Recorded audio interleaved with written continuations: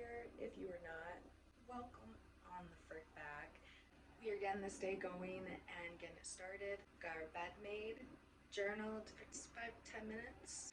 Once I get done with my journaling and I get done making my bed, I get ready, brush my teeth, do my hair, do my skincare. And then once that's done, I'll go ahead and make my pre-workout drink for the day. After I have my pre-workout set, then I just start getting into some dynamic stretches for about 5 to 10 minutes, just making sure I'm activating the muscles and making sure that they are warmed up for the exercises and the weights that we are putting on them. After I get done with my dynamic stretches, we are going to head into a mile warm-up.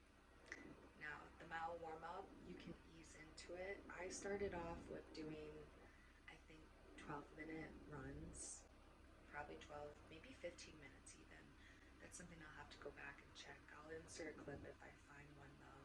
A year ago, I started running a mile each day to challenge myself each day.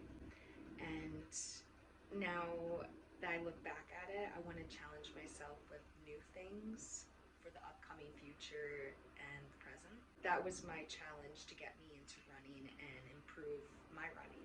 What I would do is I'd wake up and do my dynamic stretches and I'd start running. And if I couldn't hit a mile, then I'd go for a half a mile. If I didn't feel like I could run that full mile, I would just run the half a mile, take like a 2-minute break, and continue it, like kind of break it up into little parts. Definitely recommend when you are running like long distance runs, which is not a mile, but when you're running those long distance runs, it's always so useful to break them up into little parts so you're not like dreading 10 miles. Now if you break it up into 2-mile warm up, 2 miles, 2 miles, I feel like that's a little bit easier for the mind to take and it's not like overwhelming for it.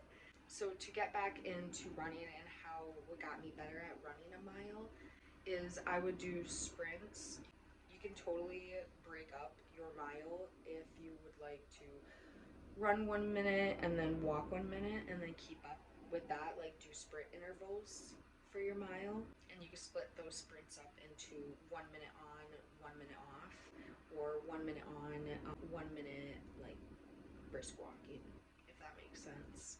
Kind of just gets your body warmed up into it. If you really want to get good at running that mile and get good at your run time, just keep on showing up and keep on putting in the work. The more experience you got with it, that's what makes it easier, is the experience showing up and getting the work done.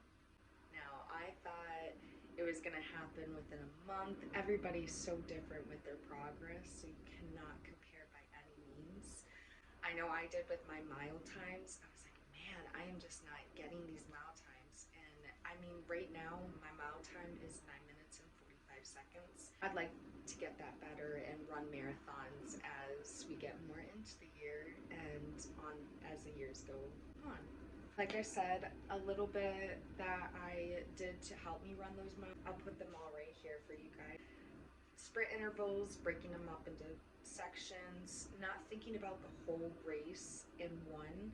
Break it up into little small parts so it's easier for your brain. So the mile there, I get a mile run in each day. On my rest days, I will not run.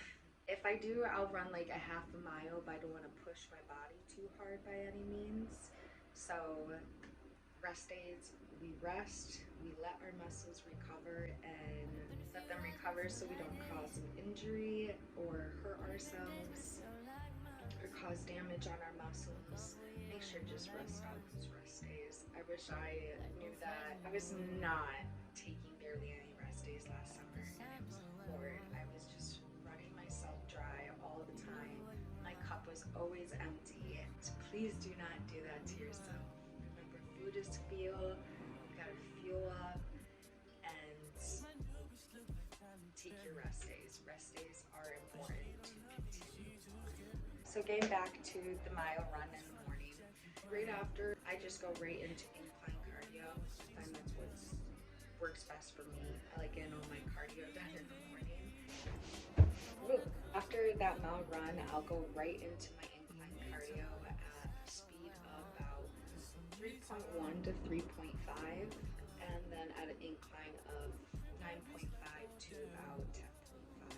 If I feel like I really want to work my legs that day, then I will kick that incline up to 12, and I'll do it 3 to 3.1 pace. I go into that incline cardio for about another mile, so I do 2 miles. I'm working on kicking that up to 4 here, so we'll see how that goes. For now, we just do the mile run and then the mile of incline cardio there, and then I go straight into an ab circuit on my leg days.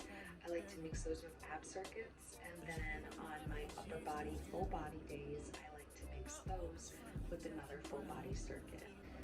I like working all the muscles. I just feel like an ab circuit on an upper body, full body day, it slows me down. Where if I just continue with the full body circuit, start that off in the morning, then I feel a little bit better than when I have a little bit less energy in the afternoon when I do my lift. Usually how I map out my days, I do my running and my cardio in the morning, and then in the afternoon I get all my lifting done, and it just makes it easier. It's just what's been working for me for about a year now. Young shot caller, always been a baller. Know that you the one, I can feel it in my heart. Yeah, I won't stop charging, you go and come harder. I can see you and I, way beyond the stars, girl. I can never ever find the right words, and there's no way this is real life. There's no telling you're the right girl, so I can only say that it feels right. It feels right.